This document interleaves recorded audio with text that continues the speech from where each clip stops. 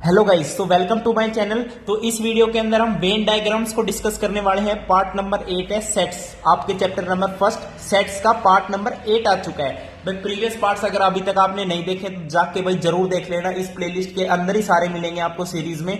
तो आज की वीडियो में वेन डायग्राम्स डिस्कस कर रहे हैं। तो वेन डायग्राम्स एक्चुअली होते क्या है, देखो नाम से पता चल रहा है कि ये कुछ डायग्राम्स होते हैं। तो भाई डायग्राम्स कैसे होते हैं, अब आपको पता है डायग्राम्स, भाई वेन डायग्राम्स आपको पता भी होगा कि ये ऐसे होते हैं। लाइक रीजनिंग वगैरह की आपने प्रैक्टिस की होगी क्लास 10th क्लास में, तो वहां पे काम आया होगा। तो वेन डायग्राम लाइक ये, लेकिन ये एक रेक्टेंगुलर टाइप बॉक्स के अंदर होता है। तो भाई उसका क्या मतलब होता है, तो भाई जो वेन डायग्राम्स है वो रिप्रेजेंटेशन है सिंपली सेट्स की। बस सेट चैप्टर पढ़ रहे हैं तो वेन डायग्राम्स के अंदर भी सेट चैप्टर को ही हम डिफाइन करेंगे, रिप्रेजेंट करेंगे।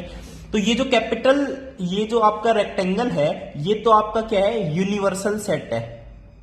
यानी इसके अंदर सारे सेट्स के एलिमेंट्स है यूनिवर्सल सेट के। अब ये जो सर्कल मैंने बनाया इसके अंदर, ये इसका एक सबसेट है जो सेट है ए। भाई हम बोलते हैं ना कि ए एक सबसेट है किसी भी एक यूनिवर्सल सेट का। A is subset of a universal set. अब मान लो यूनिवर्सल सेट के अंदर क्या है, 1b है, 2b है, 3b है, 4b है, 5b है, 6b है, 7b है, 8b है। और ये तो यूनिवर्सल सेट के एलिमेंट्स है, ठीक है। मैं यहां पे लिख देता हूं यूनिवर्सल सेट के अंदर क्या क्या है, 1, 2, 3, 4, 6, 7 एंड 8। ये यूनिवर्सल सेट है आपका। और जो सेट ए है उसके अंदर क्या है, जो इस सर्कल के अंदर है सिर्फ 6, 7, 8, 6, 7, 8। तो ये रिप्रेजेंटेशन होगी A which is subset of universal set. समझ गए, यूनिवर्सल सेट तो भाई बड़ा है तो बड़े रेक्टेंगल के अंदर आएगा। अब ए सबसेट उसके अंदर आते तो उसके अंदर एक सर्कल बना दो। सिमिलरली अगर दो सेट है, मान लो ए है और बी भी है, मैं उसको रिप्रेजेंट करके दिखाता हूं आपको। देखिए यहां पे आपने, अबे हमने क्या लिया, यूनिवर्सल सेट अपना वही है, ठीक है। यूनिवर्सल सेट में क्या क्या है अपने पास, देखिए यूनिवर्सल सेट के अंदर है हमारे पास 1, 2, 3, 4, 5, 6, 7, 8, ठीक है भाई। अपना जो, यानी जो मैंने डायग्राम बनाया था वो एक अपना क्या है, यूनिवर्सल सेट है। This is your universal set you. अब ए मैंने क्या बताया था, ए के अंदर अपने पास है 6, 7, 8। ऐसे मैंने बी ले लिया जिसके अंदर क्या है 1, 2, 3। अब उसको रिप्रेजेंट कैसे करेंगे, देखो भाई ए सेट तो मैंने बना ही रखा था ऐसे। This is your A set जिसके अंदर क्या है 6, 7, 8। ओके, और यूनिवर्सल के अंदर तो सारे हैं, 1 भी है, 2 भी है, 3 भी है, 4 भी है, 5 भी है, 6, 7, 8 है। अब 1, 2, 3 बी के अंदर भी है, तो बी सेट के अंदर 1, 2, 3 है, तो this is your B set. तो दो सबसेट है भाई, बी बी क्या है, सबसेट है of universal set, A B क्या है, सबसेट है ऑफ यूनिवर्सल सेट। ए और बी में कोई भी कॉमन नहीं है। अगर कुछ कॉमन होता तो हम इसे कैसे बनाते, देखो भाई कॉमन है तो यूनिवर्सल सेट तो ऐसे ही रहता। तो ए सेट ऐसे, बी सेट ऐसे, ये अपना बी सेट, ये A set, this is your universal set. अब जो कॉमन है वो ये वाला एरिया है, तो कॉमन जो भी एलिमेंट्स होते वो इसके अंदर लिखते, बाकी बच्चे यहां पे लिखते। ओके, अब आ जाती है बात ऑपरेशंस ऑन सेट। अब जब हमने कॉमन की बात कर ही ली तो टोटल की भी बात कर लेते हैं, तो सारे ऑपरेशंस की ही बात कर लेते हैं। तो अगला अपना टॉपिक क्या है, operations. Operations on sets. Operation of sets में सबसे पहला आपके पास आता है A union B. This is the symbol of union, इसे हम ऐसे बोलते हैं ए यूनियन बी।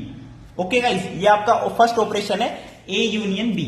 अब यूनियन ऑफ सेट्स का मतलब क्या होता है कि in the union of sets A union B में जो सेट मिलेगा उसके अंदर ऑल एलिमेंट्स होंगे ए के भी और बी के भी, और जो कॉमन एलिमेंट्स होंगे उनको सिर्फ एक ही बार काउंट करेंगे। समझे भाई, बिल्कुल ठीक है। देखो ए सेट के अंदर आपके पास क्या है, 1, 2, 3, 4, 5।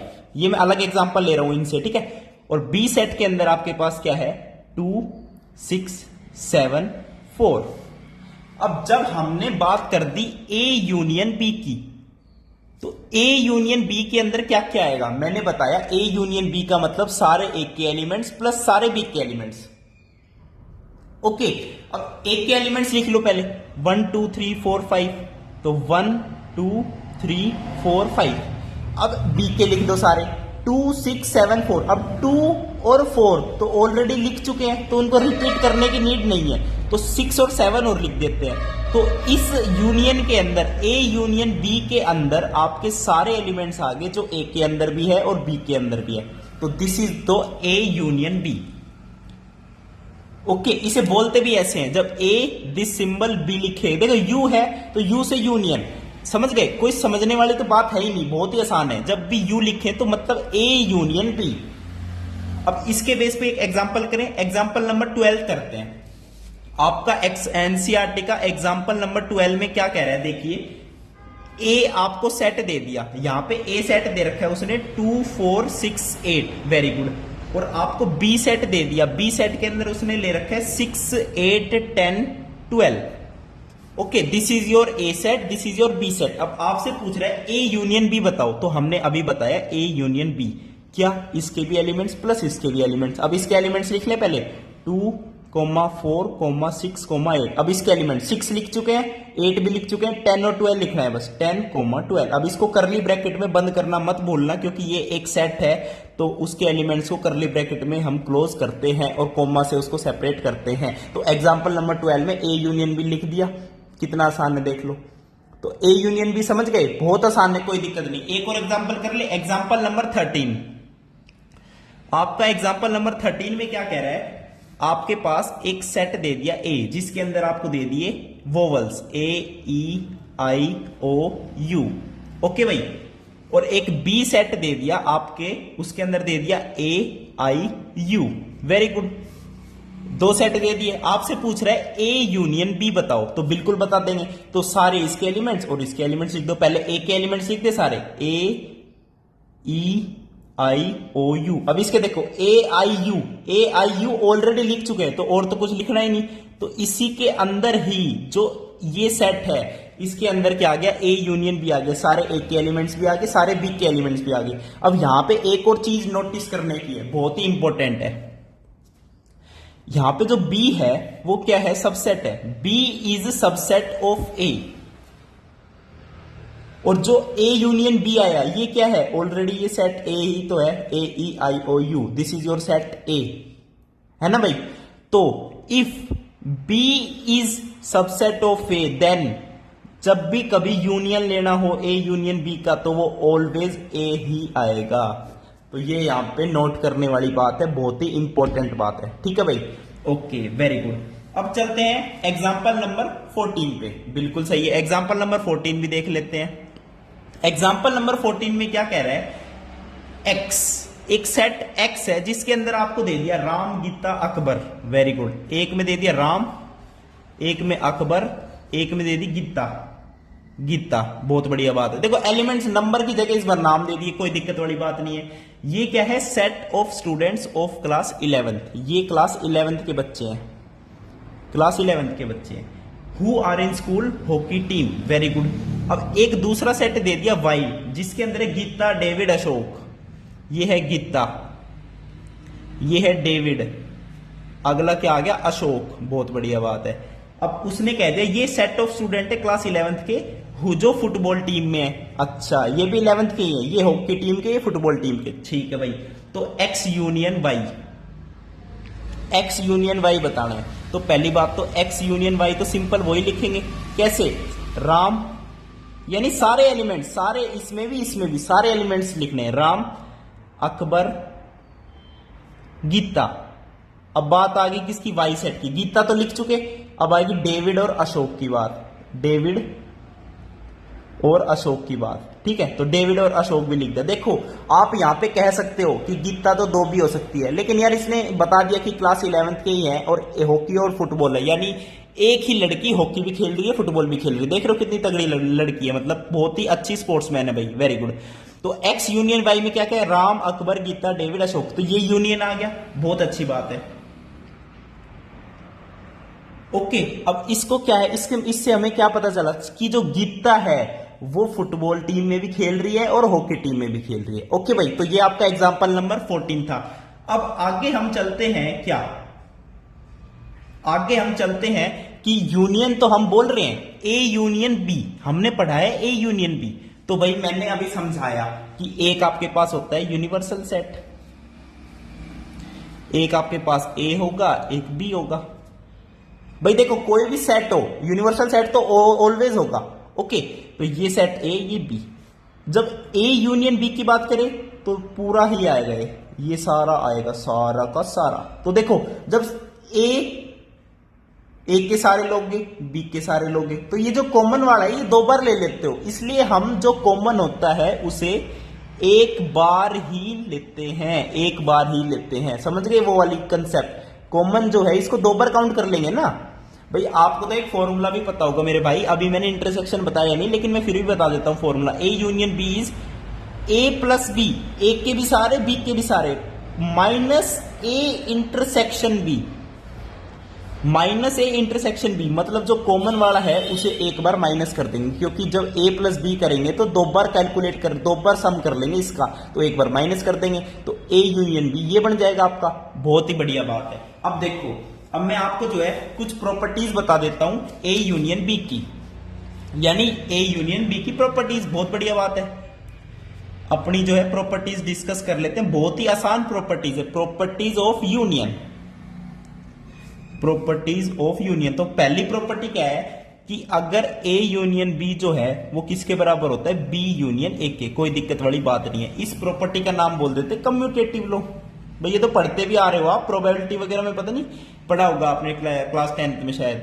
ओके, नहीं पढ़ा तो कोई बात नहीं, इसे कम्यूटेटिव लॉ बोल देते हैं। A union B is equal to B union A. अब सेकंड क्या है भाई, ठीक है, ये आपको बस एक पढ़नी है एक बार, बाकी समझ आना चाहिए आपको सब कुछ। उसके बाद जब तीन सेट्स की बात करते हैं, A union B union C, ये किसके बराबर होता है गाइस? भाई ए को बाहर ले लो इस बार और बी यूनियन सी को ब्रैकेट के अंदर ले लो, बस और कुछ भी नहीं है। बी यूनियन सी ये इसके बराबर होता है। अच्छा जी, इसको बोल देते हैं एसोसिएटिव लॉ, इसको हम बोल देते हैं गाइज एसोसिएटिव लॉ। ओके, अब थर्ड चलो, थर्ड कह दिया कि ए यूनियन फाइव। अब फाइव आपका नल सेट होता है, तो ए यूनियन फाइव ऑलवेज क्या होगा, ए ही होगा भाई, ये ऑलवेज क्या होगा, ए ही होगा। अब फोर्थ आइडेंटिटी प्रॉपर्टी देख लो आपकी, ए यूनियन ए। अब ए यूनियन ए में क्या है, अगेन ए ही आएगा और कुछ भी नहीं आ रहा। और लास्ट प्रॉपर्टी देखो कि यूनिवर्सल सेट यूनियन ए, ये यूनिवर्सल सेट है, ये यूनियन है, ये ए है। अब देखो यूनिवर्सल सेट पूरा ये और ए हमारा ये, तो यूनिवर्सल सेट के सारे एलिमेंट्स प्लस एक के एलिमेंट्स, तो भाई वो आंसर में यूनिवर्सल सेट के ही एलिमेंट्स आने हैं, तो इसका आंसर क्या होगा, यूनिवर्सल सेट एलिमेंट्स। बस यूनिवर्सल सेट इसका आंसर होगा। बहुत बढ़िया बात है। तो ये बात कर ली पहले ऑपरेशन की बात कर ली। अब ऑपरेशन कर देते हैं दूसरी सर्जरी कर देते हैं। पहले तो यूनियन की कर दी, अब इंटरसेक्शन की कर देते हैं। ओके भाई, तो सेकंड देखो भाई, अपना जो सेकंड ऑपरेशन है वो आता है इंटरसेक्शन, यानी A intersection B. A intersection B का मतलब क्या है, दोनों में कॉमन। अभी बताया तो था, ये ए ये बी। जब मैंने बोला कि ए यूनियन बी में क्या लिखते हैं, A plus B minus A intersection B, तो ये जो ए इंटरसेक्शन बी है ये कॉमन वाला ही तो है। तो इंटरसेक्शन का मतलब है elements common to both set A and both set B. तो ये आपका क्या है, ए इंटरसेक्शन बी, इसे बोल देते हैं इंटरसेक्शन। उल्टे यू को बोल देते हैं इंटरसेक्शन। जब यू लिखते हैं तो यूनियन ही बोलेंगे। ओके, तो सिंपली अब क्या है, सीधे एग्जांपल देख लो। एग्जांपल नंबर 15 दे रखा है आपका। 15 एग्जांपल क्या दे रखा है कि आपको सेट्स दे दिए ए और बी। कौन से भाई, वही वाले सेट दे दिए जो एग्जांपल नंबर 12 में करे थे। अब एग्जांपल नंबर 12 का है, देखें एग्जांपल नंबर 12 में सेट ए में ये है, सेट बी में ये है। अब ए इंटरसेक्शन बी पूछ रहा है, यानी कॉमन एलिमेंट्स। तो 6 8 कॉमन एलिमेंट्स क्या है, 6,8। तो यहां पे मैं डायरेक्टली ए के एलिमेंट्स है, बी के एलिमेंट्स है। तो जब ए इंटरसेक्शन बी की बात करते हैं तो उसके अंदर क्या आएगा, 6,8। तो ये आपका क्या है, आंसर आएगा ए इंटरसेक्शन बी का। बस कॉमन एलिमेंट्स ही तो लिखने हैं भाई, और करली ब्रैकेट में बंद कर देना है, और कुछ भी नहीं है। एग्जाम्पल नंबर 16 में चले, बिल्कुल चलो। भाई कोई दिक्कत तो ना हो रही ना, थंबनेल समझ आना चाहिए भाई। देखो एक नंबर का समझा रहा हूं यार, समझ आना जरूरी है भाई, बहुत जरूरी है यार। मैथ्स आपको हार्ड कभी नहीं लगनी चाहिए, ठीक है। एग्जाम्पल नंबर 16 में कह रहा है कि consider the sets X and Y of example number 14। अब एग्जांपल नंबर 14 फिर से देख लेंगे भाई, कोई दिक्कत नहीं है, सब सोल्व कर रखा है एक्स और वाई में। वेरी गुड, ये एक्स है ये वाई है।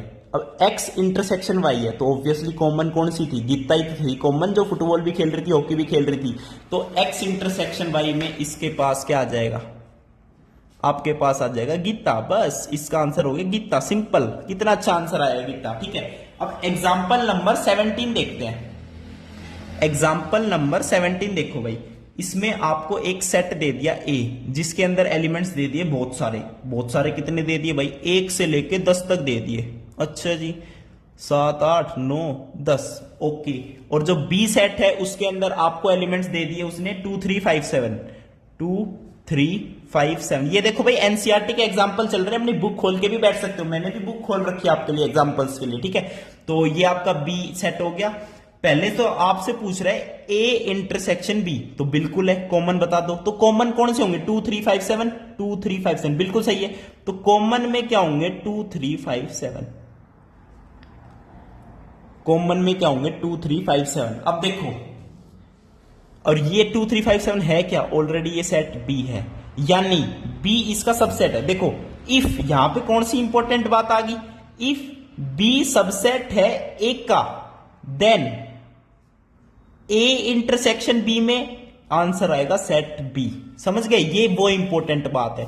2 इंपॉर्टेंट बात कर चुका हूं मैं। यूनियन की जब मैंने बात की, तो अगर बी सबसेट है एक का तो ए यूनियन बी में ए सेट आ जाएगा।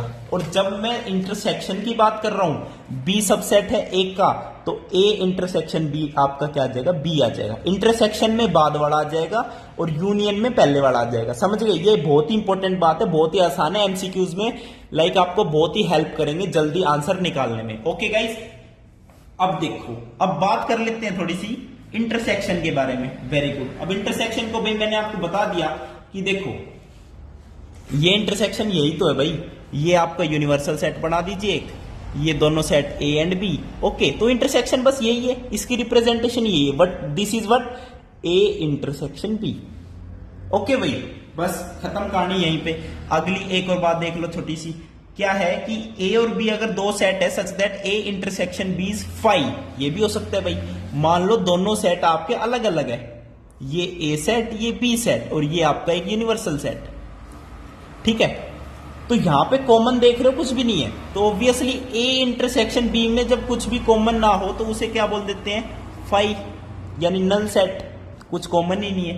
तो ए और बी, ऐसे में ए एंड बी को हम कुछ नाम दे देते हैं। दोनों सेट्स कैसे सेट्स हैं, डिसजॉइंट सेट्स, यानी ये ज्वाइन ही नहीं है। यहां पे तो ज्वाइन थे ना भाई, यहां पे अलग अलग है, तो these are called as disjoint sets.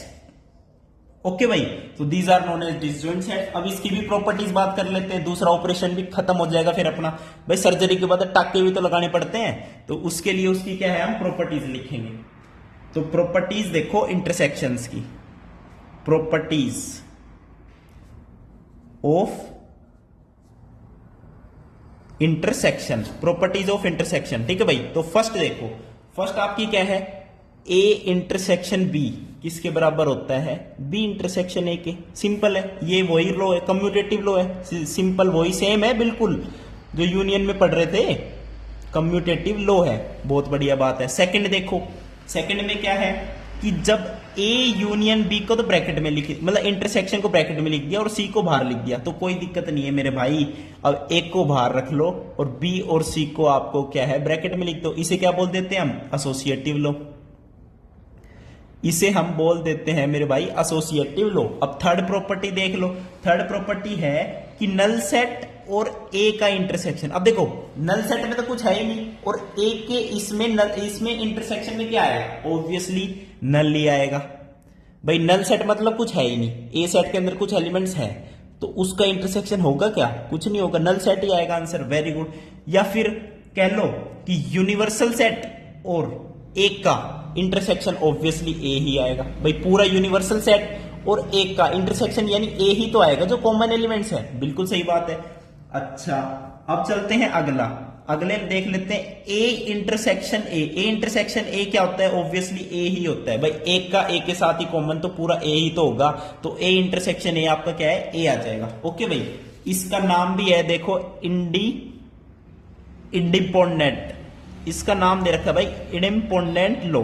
ठीक है, इंडिपेंडेंट लॉ, कई बार नाम भी पूछ लेते हैं तो आपको पता होना चाहिए property. A intersection A is equals to A is independent law.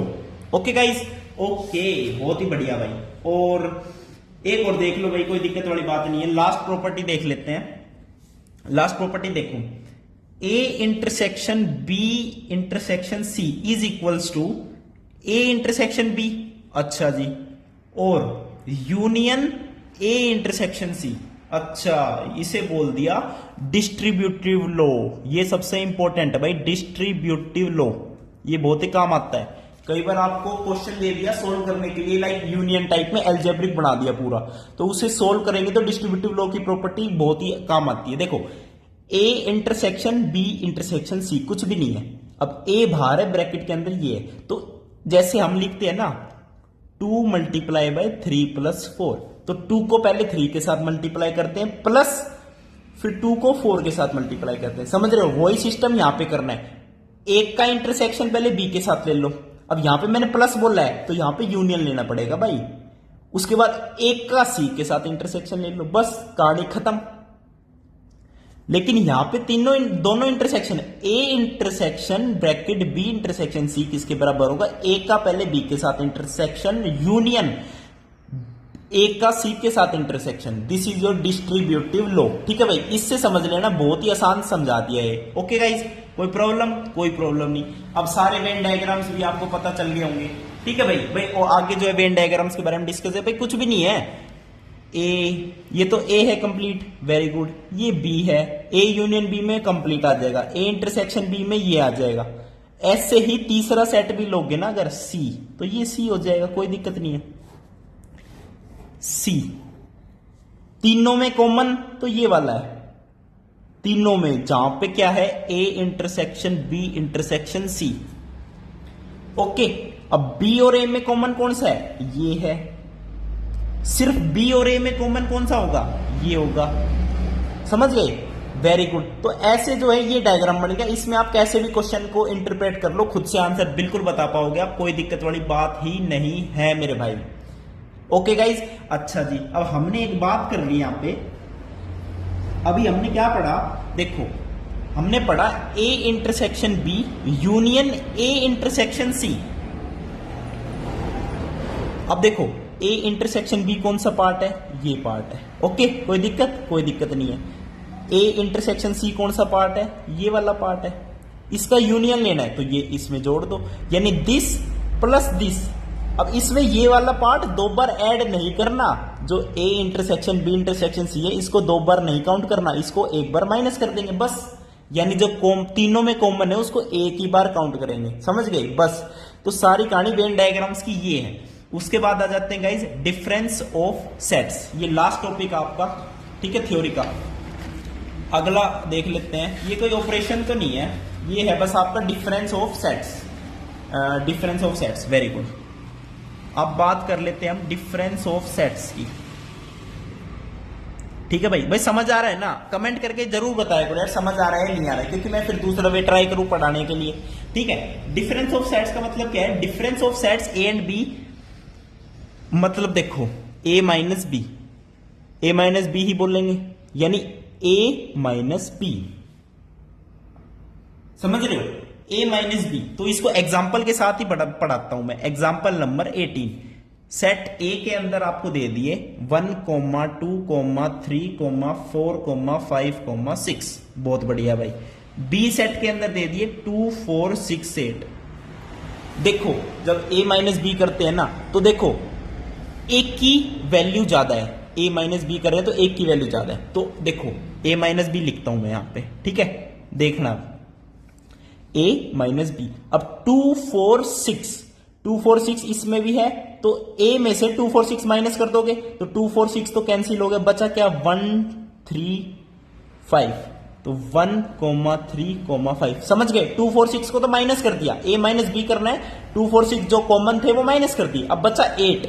8 B के अंदर है, ए के अंदर तो है ही नहीं, मैंने बोला ए की वैल्यू ज्यादा होती है, तो बी के अंदर 8 है ना, तो उसे पड़ा ही रहने दो। तो इसका a माइनस बी के अंदर क्या आएगा 1,3,5।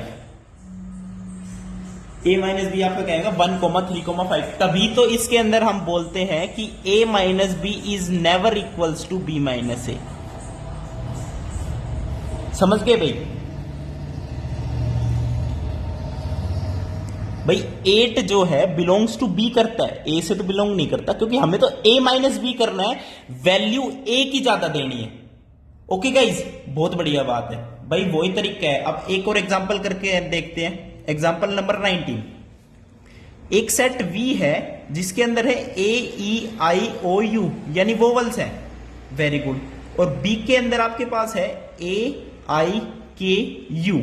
अब अगेन देखो K आ गया इसके अंदर, तो K की इसकी वैल्यू नहीं है, क्योंकि यहां पे जब हमने V माइनस बी करना है, पहले तो V माइनस बी निकालते हैं, तो V माइनस बी के अंदर K की वैल्यू नहीं है, A I U, तो A I U माइनस कर दीजिए, E और O बचेगा, तो V माइनस बी में A E और O बचेगा, बस आपका V माइनस बी में E O बचेगा। बहुत बढ़िया बात है। अब बात करते हैं B माइनस V की, B minus V, B minus E, तो B की वैल्यू ज्यादा है, तो A I U तो कैंसिल हो गया, अब यहां पे K बचेगा, तो ओनली इसके अंदर क्या आएगा K आएगा, यानी इसके अंदर जो OU बच गए ना उसकी कोई वैल्यू नहीं है, क्योंकि B माइनस V कर रहे हैं, इस बार हम कर रहे हैं B माइनस V, तो B की वैल्यू ज्यादा है, तो यहां पे सिर्फ K आ जाएगा, तो V minus B is EO, B minus V is K।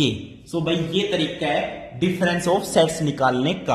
अब देखो वेन डायग्राम से समझा दूं, ये A है, ये B है, A माइनस बी करना है, तो A की वैल्यू है A माइनस बी, यानी जो B आ रहा है A के अंदर उसे हटा दो, तो बचेगा क्या, सिर्फ आपका ये बचेगा, A माइनस बी के अंदर ये बचेगा, B के अंदर बाकी कुछ पड़ा रहो, समझ गए। अब जब B माइनस A करना है, ये A है ये B, जब B माइनस A करना है तो B में से वो हटा दो जो A के अंदर भी है, तो जो बचेगा वो B माइनस A है, तो सिर्फ ये आपका क्या हो जाएगा B माइनस A हो जाएगा। ओके भाई, वेरी गुड। ओके भाई, कोई दिक्कत है बताओ बताओ। अब देखो मैंने कहा था जब इंटरसेक्शन में नल सेट आ जाए तो वो डिसजॉइंट सेट होते हैं। अब देखो A माइनस बी ये है, B माइनस ए ये है, और बीच का क्या बचेगा, बीच का है A इंटरसेक्शन B।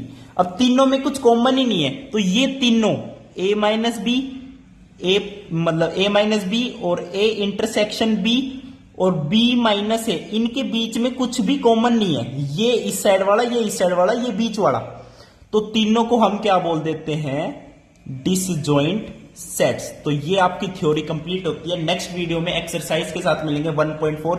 वीडियो देखने के लिए बहुत बहुत धन्यवाद, थैंक यू, नमस्कार।